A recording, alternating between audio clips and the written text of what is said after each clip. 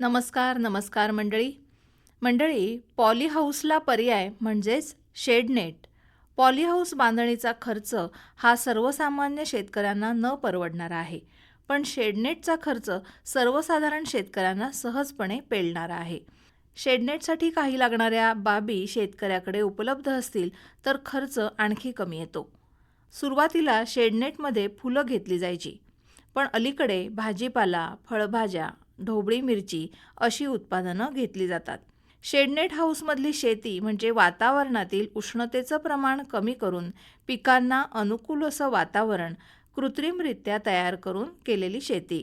कमी जागेत अत्याधुनिक साधनसामुग्रीचा वापर करून जास्त उत्पादन देणारी हायटेक शेती. कृषी तंत्राचा काटेकोर वापर करून उत्कृष्ट दर्जाची उत्पादनं मिळवून देणारी अशी ही शेती आहे.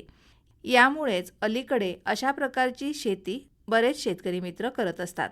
पॉलीहाऊसमधलं उत्पादन म्हणजे संपूर्णरित्या नियंत्रित वातावरणात घेतलं जाणारं उत्पादन.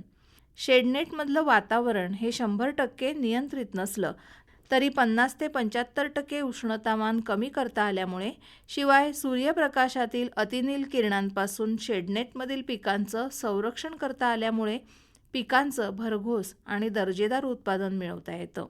शेडनेटमध्ये फुलं, भाजीपाला, फळभाज्या, ढोबळी मिरची, शिवाय टरबूज, खरबूज यांसारख्या पिकांचं बीजोत्पादन चांगल्या प्रकारे घेता येतं.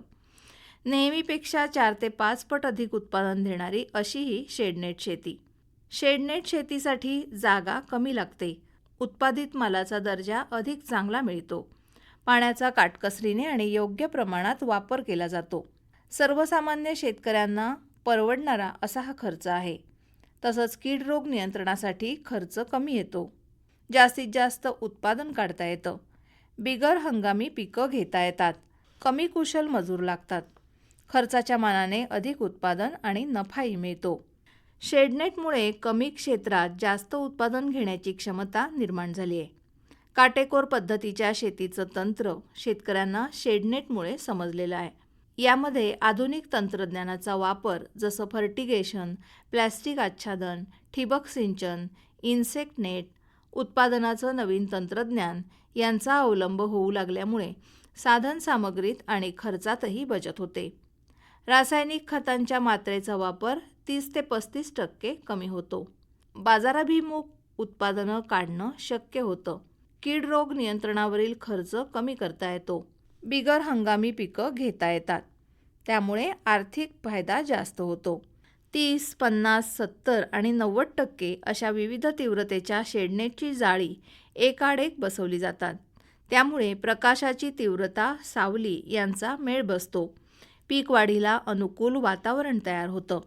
50 आणि 70% तीव्रतेची अशी एकत्र स्वरूपाची शेडनेटसुद्धा उपलब्ध आहेत. शेडनेटच्या मध्यभागी 15 ते 17 फूट उंचीचा एकच लोखंडी खांब बसवून त्याच्या 4 बाजूंना तारेचा आधार देऊन शेडनेट अंथरली जाते. त्यामुळे शेडनेटच्या खर्चात बचत होते. अशा प्रकारचं तंत्रशुद्धरित्या शेडनेट उभं केलं तर 4 वर्ष सुस्थितीत राहू शकतं.